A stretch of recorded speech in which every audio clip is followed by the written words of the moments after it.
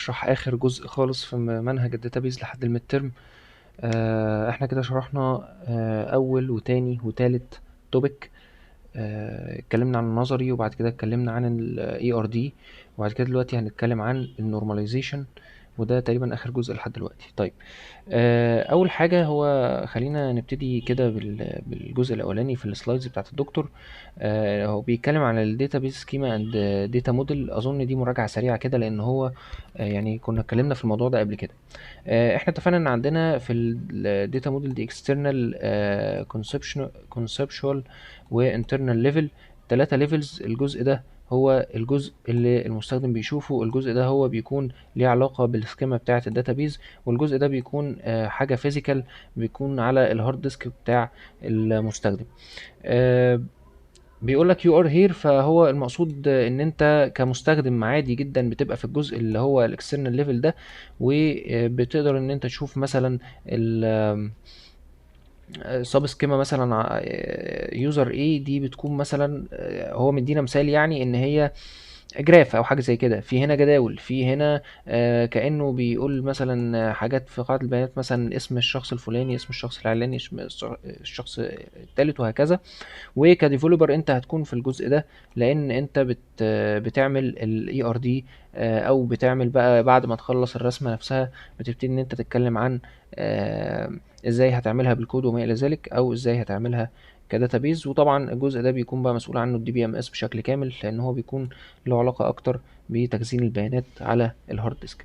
طيب، ماشي، ما علينا من هذا الجزء. خلينا نبتدي في الريليشنال داتا موديل اللي بيكلمنا عنه في هذا التوبيك، وهندخل اكتر بعد كده في النورماليزيشن. عندنا كده ده كولون تمام اسمه ايتم اي دي، وده تاني كولون اسمه description color vendor quantity on hand وبرايس. ده كده اسمه ايه؟ اسمه فيلد او اتريبيوت. تمام، يعني صفة. التيبل نفسه هو الريليشن، التيبل هو ايه؟ هو الريليشن نفسه. التيبل لما كنا بنرسم في قاعدة البيانات في الاي ار دي كنا بنكتب مثلا تيبل الايه؟ الكاستمر. كنا بنكتب قصدي الانتيتي بتاعت الكاستمر، هو ده التيبل.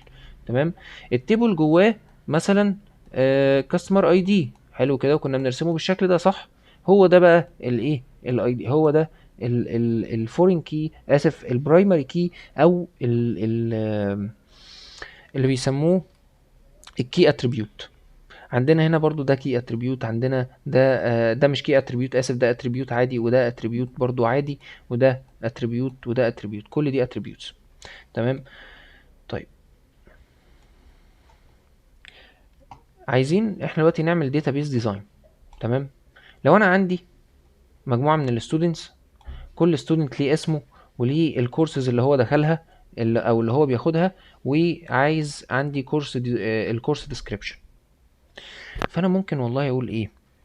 ممكن اقول انا ممكن اعمل وان يونيفورم تيبل، هو تيبل واحد بس، اشيل فيه الستودنت اي دي، واحط الستودنت نيم وكورس. وكل مره اجي احب اقول مثلا ان عندي طالب دخل كورس، اعمل رو جديده، حلو كده اهو، واقول ان عندي الشخص ده خد الكورس اللي الرقم بتاعه 71 او الاي دي بتاعه 71.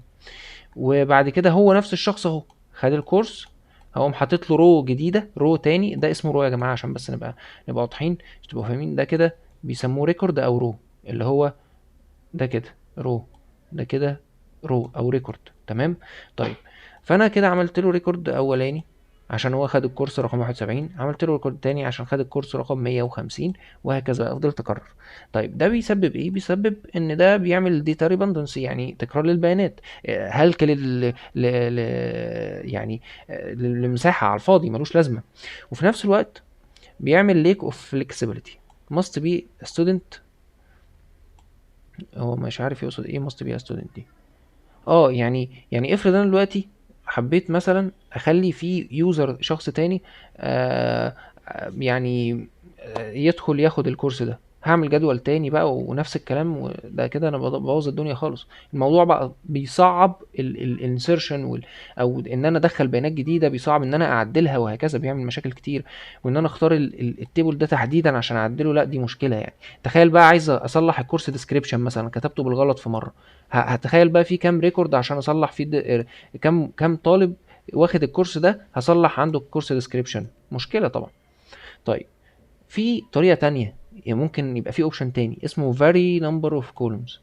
انا ليه اعمل روز كتير، رو ورو رو رو، وانا والخبط الدنيا؟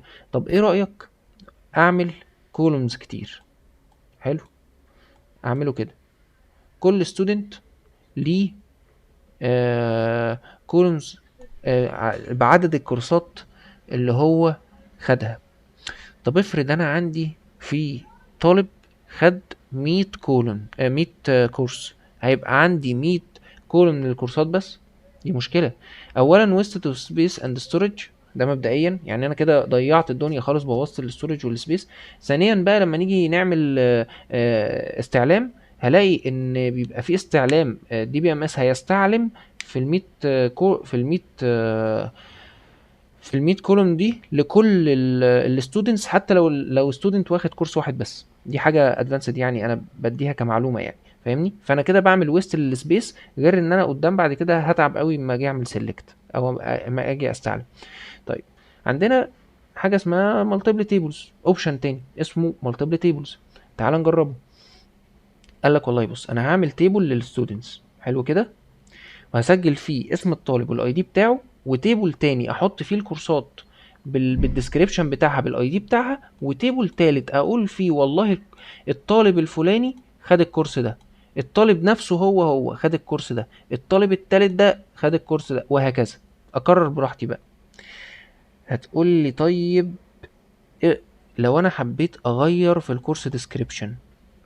هل هضطر زي ما كنت هعمل هنا اغير في 100,000 كون لان 100,000 طالب خدوا الكورس ده؟ اقول لك لا مش محتاج، انت هتغير في ايه؟ في رو واحد بس. حلو. لو ستودنت ده اسمه اتغير، هيحصل نفس الكلام هنا؟ لا. لما اجي استعلم، هل هيبقى فيه لخبطه زي ال vary number of columns؟ لا خالص، ده الدنيا هتبقى سهله. يبقى ده ايه؟ ده البيست سولوشن. هعمل نورماليزيشن، تمام، ده اسمه نورماليزيشن بمعنى اصح. وحاجه اسمها easy update insert and delete. easy يعني سهل ان انا اعمل ابديت لاي بيانات عادي. سهل ان انا اعمل انسيرت، سهل ان انا ادلت حاجه. مش عشان مثلا اجي ادلت المستخدم ده، فهقوم جاي مدلته من 15 رو لان هو واخد 15 كورس زي ما كنت هعمل كده. لا، هو انا هدلته كل الكورسات بتاعته هتروح خلاص. تمام. غير كده ان هو allow use simple powerful query language، يعني مش محتاج ان انا اتعامل بشكل معقد يعني عن طريق الفورين كي. تمام. باخد هنا بقول ايه؟ الكورس اي دي بيبقى فورين كي مع التيبل هنا للكورس ده، والستودنت اي دي بيبقى فورين كي مع مفتاح اجنبي. يعني من الاخر كده هو بياخد بيخزن مفتاح من الداتابيز التاني. بس هو ده الموضوع بكل بساطة كده، اسهل واحسن واسرع وكل حاجة.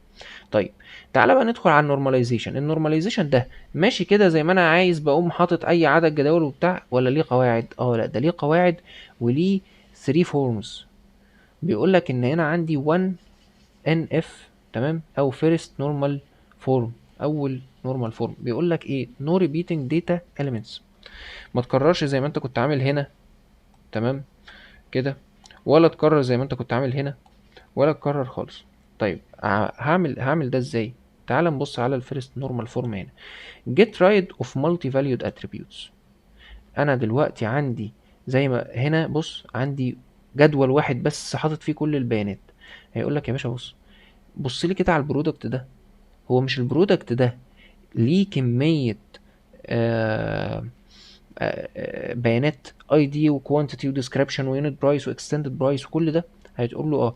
هقول لك طيب لو انا عملت اوردر واحد، البرودكت ده بياناته بقت موجودة مرة واحدة في قاعدة البيانات، تمام، هو ده اللي انا عايزه. طب افرض انا عملت 1000 اوردر، البرودكت ده مش اتكرر معايا 1000 مرة، فبقى كده عدد التكرار n-1. بقى 99 مره، 999. طب ليه 999؟ لان انا اول مره، هو انا عايز البيانات موجوده مره بس، انا مش عايز اكتر من كده، فبقت دي المره الاولانيه تمام، لكن بقيه المرات وحشه. فبقى لو عندي 1000 فانا كده كاني مكرره 99 مره، 999 اسف. طب انا كده عملت ايه؟ عملت مشكله، ليك اوف داتا، كميه اسف، ريبندنسي اوف داتا، كميه بيانات فظيعه، زائد ان انا ايه، هصعب الاستعلام وما الى ذلك. فهقوم واخد الجزئيه دي فاصلها في جدول منفصل، وهقوم قايل له ايه، حط لي البيانات بتاعه الاوردر عادي جدا، بس افصل لي البرودكتس في جدول لوحدها، وخلي لي كل برودكت اي دي، تمام، كل اوردر برودكت، اسف، كل اوردر برودكت ليه البيانات بتاعته. تمام كده، فانا كده كده عندي جدول تاني للبرودكتس، وباخد منه فورين كي اسمه برودكت اي دي، وعندي تاني جدول الاوردر اللي هو ده، جدول الاوردر ده بعمل هنا كومبوزيت كي اتريبيوت، تمام، واقوم قايل ان البيانات دي بتاعه الاوردر ده، تمام، اللي البرودكت اي دي بتاعه في كذا مثلا، تمام. طيب ده الفيرست، انا عملت ايه هنا من الاخر؟ ان انا تخلصت من المالتي فاليود اتريبيوتس اللي انا هفضل اكررها.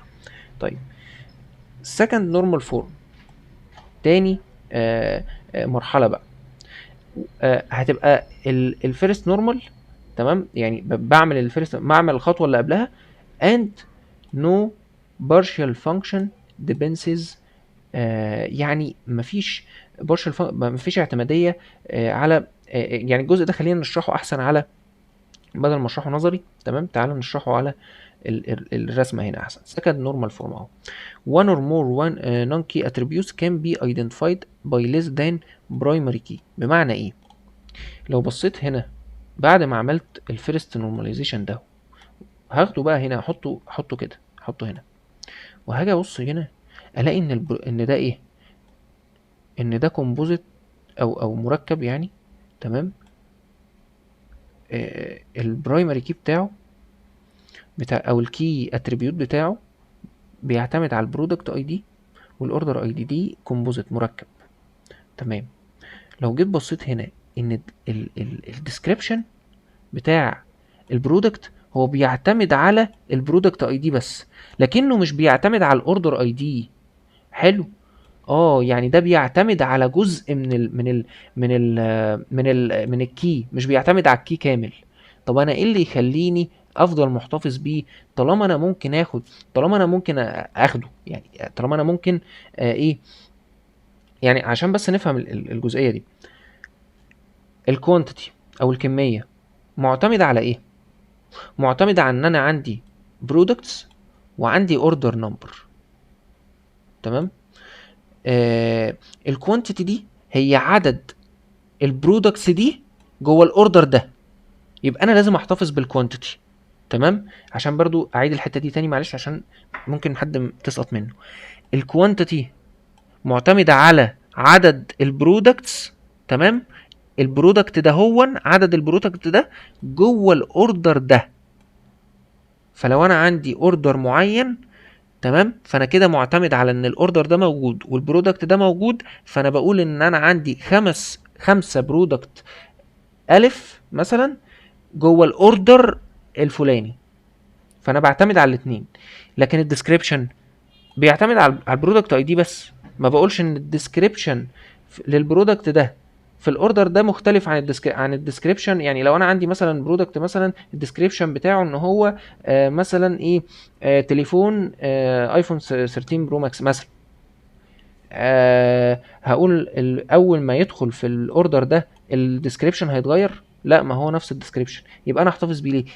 يبقى هيتفصل ويتحط في برودكت مختلف، في برودكت تيبل، كتيبل مختلف، تمام كده. فهشيل الديسكريبشن، حلو، هشيل الديسكريبشن خالص، وهسيب الحاجات اللي بتعتمد على البرودكت اي دي اند اوردر نمبر بس، تمام. حلو قوي، حطيت كده ايه 3 جداول والدنيا نطفت وبقت حلوه. طب هل انا ممكن اخد كمان الموضوع لمرحله ابعد، لمرحله احسن، بحيث ان انا اوصل لحاجه احسن؟ ده انا ممكن اعمل حاجه احسن فعلا. الثيرد نورمال فورم، بعمل اولا فيرست اند سكند نورمال فورم الاول، تمام، عشان بعد كده انتقل للمرحله الثالثه اللي هي نو ترانزيتيف dependencies. يعني ايه نو ترانزيتيف dependencies؟ بص كده، انا عندي هنا داتا هلاقي ان هي اصلا بتعتمد على يعني بص كده، عندي كاستمر نيم، كاستمر مش عارف ايه، كل دي بيانات بتعتمد على الكاستمر نمبر. حلو، ما بتعتمدش على الاوردر اي دي. طب انا ايه اللي يخليني سايبها هنا؟ تمام، لا ده دي المفروض يبقى ليها جدول مختلف اسمه كاستمرز. حلو، والكاستمر ده هيبقى ليه هنا كاستمر نمبر. انا هقدر بعد كده اعمل جوين او ايه، او اجي استعلم عن البيانات دي عن طريق الكاستمر نمبر. حلو، ايه تاني في الثيرد نورمال؟ يقول لك بص يا باشا، الاكستندد برايس ده كان بيكالكوليتد صح؟ اه كان بيكالكوليتد. طب انا سايبه هنا ليه؟ احذفه. انا عايز اوصل البيانات لايه؟ لافضل شكل ممكن، احسن هيئة ممكنة. طب احذفه لي وما تسيبوش هنا، خلاص شيله. حلو، طب انا اشمعنى هنا سبت الاوردر توتال مع ان هو برضو كان كالكوليتد؟ هقول لك بص، هو كان بيكالكوليتد بس كوستلي، يعني مكلف. والتكلفة اللي هتقع عليا هنا ان انا لو جيت احسب كل مرة في الداشبورد مثلا بتاعت لوحة الادمن بتاعت المتجر التوتال بتاع الاوردرز كام اللي تم في السنة كلها، الموضوع هياخد كمية وقت وبروسيسنج كبيرة، ودي عليها تكلفة اكتر بكتير من تكلفة الاستورج. تمام، ليه لان انا الاوردر توتال، انا هنا هحسب السيلز تاكس والاوردر سب توتال، والاوردر سب توتال اصلا محسوب من جزء معين، فهتلاقي فيه بروسيسنج كتير. على عكس مثلا ممكن هنا الاكستندد برايس هو يعني طريقة حسبته كان بيكالكوليتد يعني بسيطة، وممكن انا مثلا ما احتاجهاش، ممكن اللي يستعلم عنها اليوزر، ومش دايما ده لو هو دخل على الاوردر هيستوري بتاعه. تمام، فالموضوع مش مكلف فخلاص هشيله. لكن الاوردر توتال لا، ده انا ايه، ده انا ممكن يوميا افتح الداشبورد فلاقي ايه، فلاقي فيه كمية استعلامات بتحصل بتضيع لي البرفورمانس خالص. يبقى كده انا يعني ايه، هدفع كتير في البروسيسنج. تمام، طيب احنا كده فهمنا الفيرست سكند اند ثيرد نورمال فورم. تعالى بقى نبص على حاجه فولي نورماليزد داتا موديل. فولي نورماليز يعني في الثيرد نورمال فورم. تمام، طيب عندي هنا الاوردر اهو، في سيلز تاكس، في كاستمر نمبر، في اوردر نمبر محطوط تحتيه خط لان هو كي اتريبيوت، اوردر ديت، اوردر سب توتال، شيبنج، اوردر توتال. مش هتلاقي حاجه ايه داش دي كده ليه؟ لان خلاص انا يعني لقيت الحاجات دي. هتقولي طب اشمعنى الاوردر توتال سايبه؟ اقول لك عشان زي ما قلت لك هنا خلاص هو كوستلي بقى، مكلف. طيب في هنا علاقه ميني تو 1 هنا، ان هي المفروض ميني تو ميني صح؟ ما علينا، هنعرف دلوقتي. واضح ان في هنا طريقة رسم جديدة مختلفة شوية. دي شكلها مش دي ار دي ما علينا. المهم عندنا هنا علاقة ميني تو ميني. عندي هنا اوكي لا يا جماعة، الاوردر مع البرودكت ده كده ميني تو ميني، ده هنا ميني تو ميني. بس انا اتفقت معاك ان انا هعمل نورماليزيشن بقى، مفيش علاقه مباشره بين الاوردر والبرودكت. ليه؟ لان العلاقه دي ميني تو ميني، واحنا عارفين ان العلاقه الميني تو ميني اصلا بيكون فيها في النص جدول وسيط. مين الجدول الوسيط؟ هو ده. تمام، فكويس ان انا ايه خدت بالي من الحته دي عشان نشرحها اصلا. الجدول الوسيط ده بيكون يعني احنا لو بصينا ما ينفعش علاقه ميني تو ميني. يعني ازاي اصلا هيبقى فيه كذا رو في جدول واخدين علاقة كلهم مع كذا رو في جدول تاني؟ تمام، لازم يبقى في واحد بس ماسك الايه، ماسك العلاقات دي، فبيبقى في جدول في النص وسيط.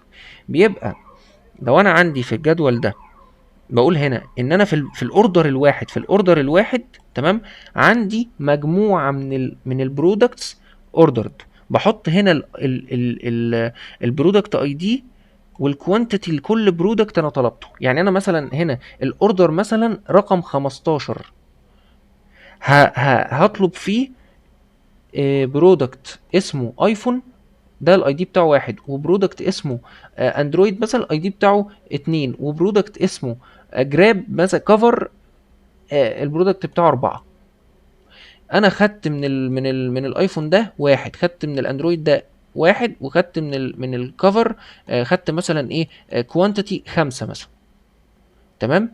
يبقى كده ايه، يبقى كده انا عندي مجموعة من الاوردرد برودكتس، تمام، خدتها في اوردر واحد. فبالتالي الجدول ده فيه علاقة مع البرودكت، تمام، ان هو في اكتر من برودكت بيروح مع الايه، الاوردر ده. تمام كده. تمام. طيب نبص بقى على الكاستمر. الكاستمر طبيعي في ماني تو ماني برضو. تمام. بس هنا هو بيقول لك على اساس ان كل كاستمر بيعمل اوردر، يعني الاوردرز الى حد ما هم يعني ان يعني كل كاستمر واحد عنده كذا اوردر، فهي هنا 1 تو ماني. يعني مفيش مثلا مجموعه من الكاستمرز هتعمل مجموعه من الاوردرز مع بعض، مفيش. يعني ما ينفعش مثلا تلاقي ايه ان في اوردر اتعمل من اتنين كاستمرز، لا، هو الاوردر بيتعمل من كاستمر واحد، لكن كاستمر واحد ممكن يعمل مجموعه من الاوردرز. فبالتالي لو انا عندي كاستمر، تمام، هيبقى في عادي هنا ميني اوردرز، لكن هو كاستمر واحد اللي بيطلب الايه الميني اوردرز دول. تمام. فدي فولي نورماليزد داتا موديل. طيب ندخل بقى، بيقول لك ده كرييت ستيتمنت. صراحة انا مش عارف هيسألنا في الاس كيو ال ولا لا، بس خلينا برضو نراجع السنتكس ده سريعا. هو بيقول لي هنا كرييت تيبل، ده سنتكس اس كيو ال بس عادي جدا. كاستمر، هنا سمى التيبل كاستمر، وقال لك كاست نمبر او كاست ان او، ده النمبر، ده التايب بتاعه نمبر، والسايز أربعة كاركترز. السي نيم 20 كاركتر، اخره 20 كاركتر، وده فاريت شار 2، ده نوعه التايب بتاعه فاريت شار 2. وهنا السايز بتاعه 20، ونوت نل. نوت نل دي يعني ما ينفعش يتساب فاضي. نفس الكلام بقى، خلاص مش هقعد اشرح كده كل رو، خلاص واضح ان هنا ده فاريت شار 12 كاركتر، ونفس الكلام. هنا تحت حط كونسترين. الكونسترين ده عبارة عن ليه اسم، كل كونسترين لازم اسميه اسم. فهنا بيقول لي ان الكونسترين اللي اسمه كذا هو عبارة عن ان انا عملت برايمري كي، تمام، اسمه كاست نمبر. ده معناه ان هو خلى الرو ده هو البرايمري كي بتاع الجدول اللي اسمه كاستمر. يعني لما اجي ادور بعد كده هيبقى ده بالنسبه لي الايه، البرايمري كي اللي بدور بيه. طب هتقول لي هو انا لاحظت هنا ان هو عمل نوت نول، اشمعنى ما عملش نوت نل مع ان ده اصلا ده البرايمري كي؟ ما ينفعش يبقى ايه، ما ينفعش يبقى نل، صح؟ هقول لك هو مش محتاج يكتبها هنا. ليه؟ لان باي ديفولت البرايمري كي بيكون نوت نل، ده كده كده، تمام، في قاعده البيانات، فهو مش محتاج يكتبها. طيب الاوردر تيبل، انا هكريت تيبل اسمه اوردر، هعمل فيه نفس الكلام، هقول له ان الاوردر نمبر اسمه نمبر، التايب بتاعه نمبر اسف، و السايز بتاعه كذا. الاوردر ديت ليه تايب اسمه ديت، وطبعا في الديت انا ما بحتاجش احط هنا سايز، لان هو بيكون باي ديفولت هو يعني ليه سايز معين اللي هو الديت. وهنا طبعا باكد عليه ان هو ده ما ينفعش يبقى بيبقى نوت نل، وهكذا. وبعمل نفس الكلام هنا في ايه، في بقيه الكولمز او العواميد اللي في الجدول. وبحط هنا كونسترين، بقول له ان الاوردر نمبر كان معتاد خلاص زي ما عملنا هنا، ان الاوردر نمبر هو البرايمري كي. وهنا هحط كونسترين جديد بقى، ومهم جدا ان انا بحط فورين كي، مفتاح اجنبي. طيب يعني ايه مفتاح اجنبي؟ خلاص احنا شرحنا الجزئيه دي، ان ده تمام، ان فين السي نمبر، السي ان او ده هو مفتاح اجنبي، الريفرنس بتاعه الكاستمر، تمام، اي دي او كاستمر نمبر اللي هو ده هو، بحيث ان انا اربط الجدول بتاع الكاستمرز ده مع مين، مع الجدول بتاع الاوردرز، واقول ان ان الاوردر ده كده، افهم يعني قاعده بيانات الاوردر ده تبع الكاستمر ده هو. تمام كده يا باشا. تمام. نفس الكلام في البرودكت، هيحط لي برودكت اي دي وديسكريبشن، هيحط لي برايمري كي وهنا ordered، هنا هيحط لي الاوردرد برودكتس، وكل اوردر زي ما احنا شايفين اوردرد، يعني زي ما احنا شايفين هيحط هنا constraint foreign key، هيكون البرودكت اي دي، علشان يقول لك ان انا عندي مثلا طلبت البرودكت ده في الاوردر اللي النمبر بتاعه ده، تمام. ده كده الايه الفورين كي. وهنا برضو في حاجة مهمة، ان هو عمل هنا كونسترين، تمام. ما ينفعش نعدي الحتة دي عشان دي مهمة. الكونسترين عبارة عن عبارة عن برايمري كي، ولكنه مش يعني مش زي ما عملنا هنا هو اي دي، لا لا لا، ده حاجة مركبة. الاوردر نمبر زائد البي اي دي هو البرايمري كي، مفيش برايمري كي كده واحد، لا لا لا. ده البرايمري كي ده عبارة عن برايمري كي مركب، تمام كده. طيب احنا كده يعتبر غطينا كل المواضيع التوبكس اللي قبل الميد. ان شاء الله ان شاء الله كده نكون يعني خلصنا كل حاجة، وان شاء الله تكونوا فاهمين كل حاجة. لو في اي حاجة اكتبوا لي في الكومنتس او ابعتوا لي، وانا ان شاء الله هظبط لكم الدنيا يعني.